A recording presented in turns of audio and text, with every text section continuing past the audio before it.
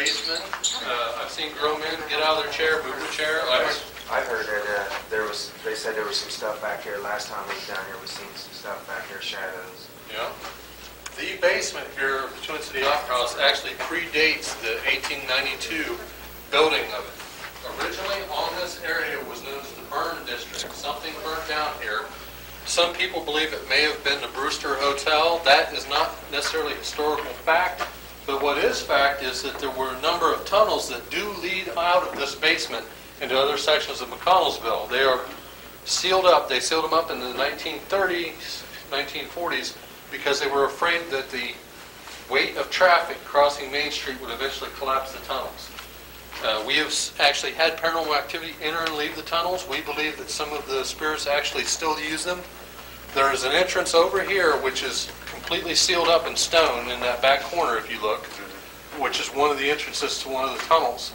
One of them led over into the Kennebec Hotel, and the actors here would use that to go back and forth instead of having to deal with everyone outside between performances.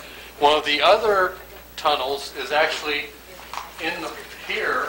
This area that goes back into this actually leads under the concession stand area. And there is some difference in stonework back here. There was a tunnel that led out of here that crossed over the middle of the square and went out to the center of the square where the statue basically is today. And they used to use that, among other things, to get to some of the utilities that cross the square. Those areas are still sealed up, but they are pretty paranormally active.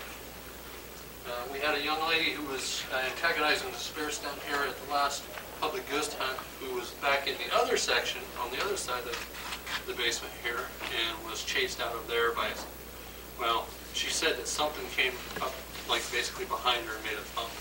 There was just, like a lot of stuff, these are personal experiences, you know. We have managed to catch some of them on tape, but a lot of things you just can't cover every single, you know, every person, every view, everything. We've had a lot of good EVP sessions down here at times. Lately we haven't been getting a whole bunch of EVP out of the area.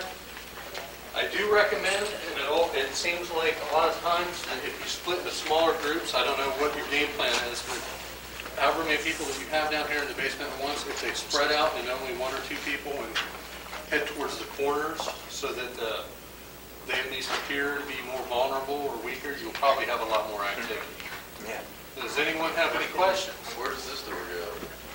That door, and you'll see there's a door on the other side. Both those areas lead directly under the restrooms, the public restrooms. There is a water heater and plumbing behind there. But also, a lot of these sections of the basement actually also extend, even though they're closed up now, they extend to other basements and in the rest of the buildings. Like this area, like all that direction that way, further would be under the mayor's office. All that direction there, if you guys noticed there was a knick-knack shop next door, it's still in the same building. Well, I mean, this is all one building, Twin City Opera House-wise, you know, so it would lead under that. I don't know if they actually have a basement. Yeah, there probably is a small one.